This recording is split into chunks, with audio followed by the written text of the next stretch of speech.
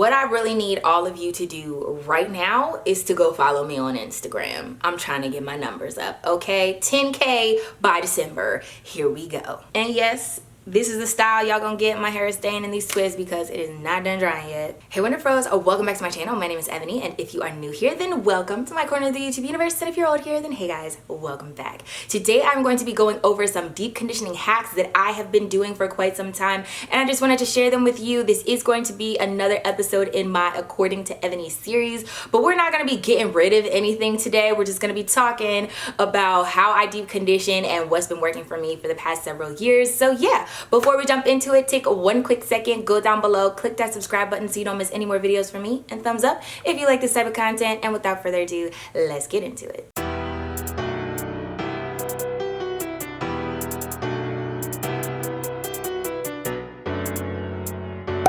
So the first tip that I have to mention for you guys is that I pile all of my hair on top of my head whenever I deep condition and sit under a hooded dryer. And you guys have seen me do this in several wash days. I'll section my hair off, I'll detangle and everything, I'll put it in a little baby bun on top of my head, and then I will put either grocery bags on top or some plastic caps, and I'll go sit under a hooded dryer. Now the reason I do that is because I don't want direct heat coming to the crown of my head for an extended period of time, which is either 20 or 30 minutes. So I make sure that there's some kind of buffer or protection in between like the heat source and my scalp. Now I do want my deep conditioner to penetrate and for it to be effective for my hair, but I don't want my scalp to be directly affected. So I pile my baby bun right on the crown of my head and make sure that that area is protected for me so that the heat from the hooded dryer goes to my hair and not directly to my scalp.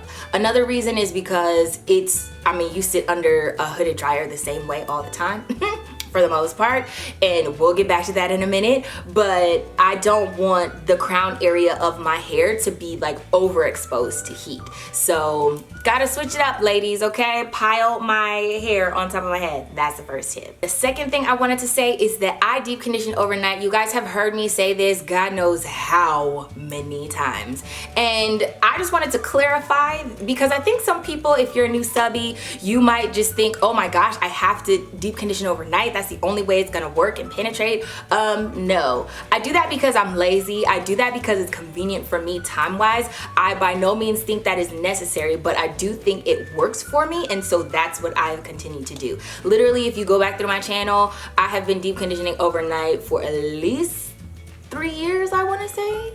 2 or 3 years at this point, and nothing terrible has happened to my hair, so I suggest it as a way to get your hair to be really moisturized and to prevent dry hair and to really get things to penetrate, okay? But also, if you're like an undercover lazy natural like me, overnight is the way to go, all right? While I'm sleeping, I'm marinating, deep conditioning, I'm like multitasking at the same time. So that works for me, and I suggest it for you guys. If you are too scared to try it, then like by no means, you do not have to, and like I said, I don't think it is necessary. You can just follow the directions on a box, but you know those deep conditioners where they say leave it sit for 5 minutes? Sis, that ain't never worked for me. 5 minutes in whose hair? So as far as listening to directions, I take them with a grain of salt, and I still do what's best for me. Number 3 is using a balancing deep conditioner most of the time. Now there are different types of deep conditioners, but specifically a moisturizing deep conditioner versus a protein deep conditioner. I know a lot of people will flip-flop between the two to try and keep the balance in their hair. 90% of the time, I would say, if you're not doing anything to upset the balance in your hair, you don't want to use a moisturizing deep conditioner because that's gonna throw it, and you don't want to use a protein deep conditioner because that's gonna throw it. You want to stay right here.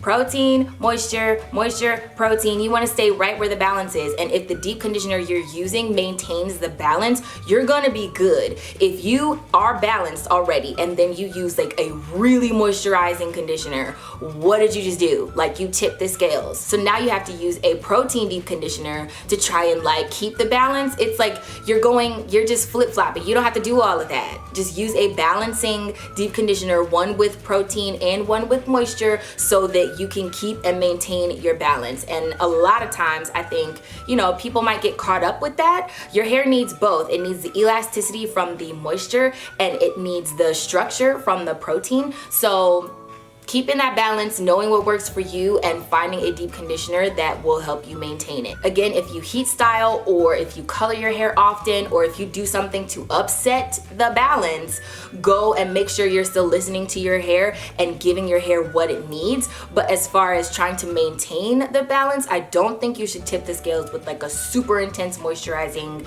deep conditioner or a super intense protein treatment, because that's just gonna throw you. 4, if you are deep conditioning under a hooded dryer.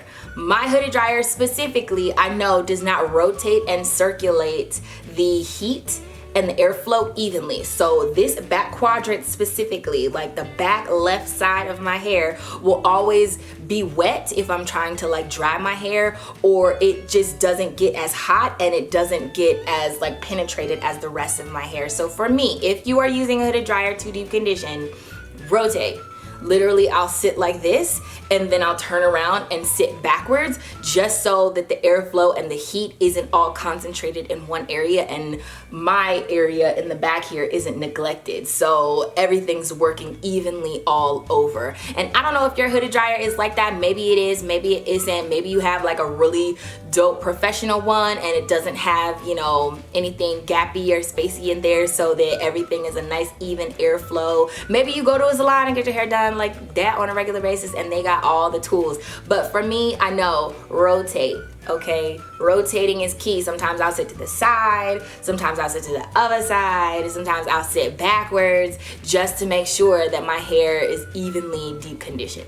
5, this one I should hope all of you know by now, but because I am a low porosity girl, and if you're new and you just tuned in, welcome, join the Wonderfro fam. And if you are low porosity, deep condition with heat.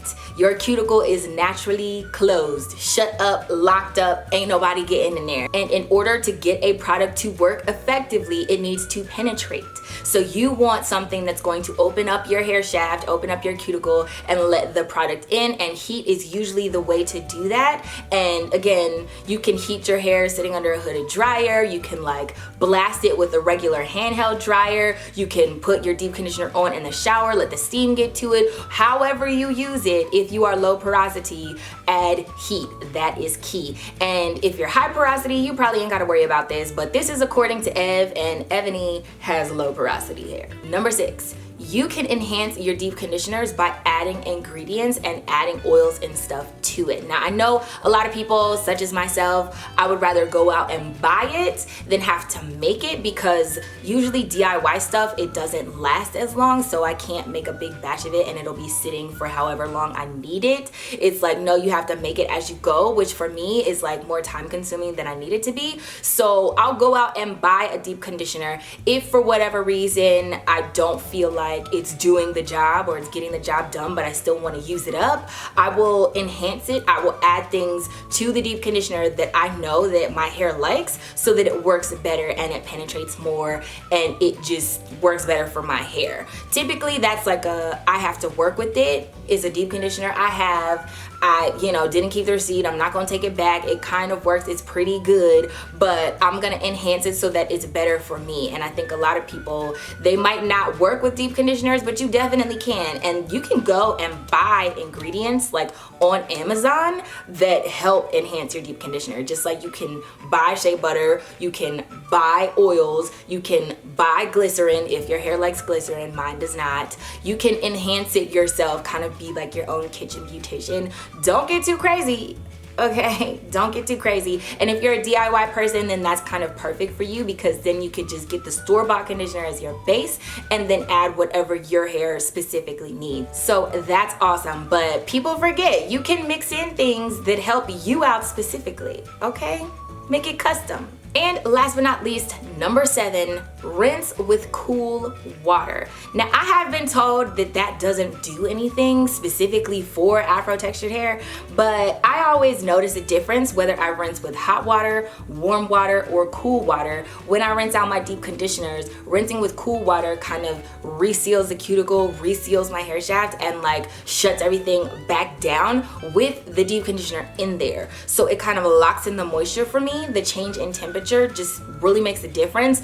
I, again, have been told like straighter textures of hair, that's what they do in order to get deep conditioners and products to work for their hair better. But for me specifically, according to Ev, I also feel like rinsing with cool water or cold water helps a lot when it comes to making sure your hair stays moisturized. Not that you put the moisture in there, but that it stays in there. Like, you ain't going nowhere, okay? We're like this now. I'm locking you up, I'm tying you down, cuffing season with my deep conditioners, and I'm making sure it stays in there. And also a little bit of a bonus tip, I sometimes leave some deep conditioner in my hair just because I feel like that's my initial leave-in, and then I'll put a leave-in in there, and then I'll do the lock method, oil, cream, all of that. So yeah, some deep conditioner stays in there, y'all, but if you want to lock it in some more, rinse with cool water, okay? Cool or cold. That has always helped me. And I feel like my hair is just much stronger after I like seal it, you know? It just feels stronger. I don't know why, it just does. It just does. Anyway, those are my tips for you guys deep conditioning the Ebony way, all right? That's what I've been doing for a long time.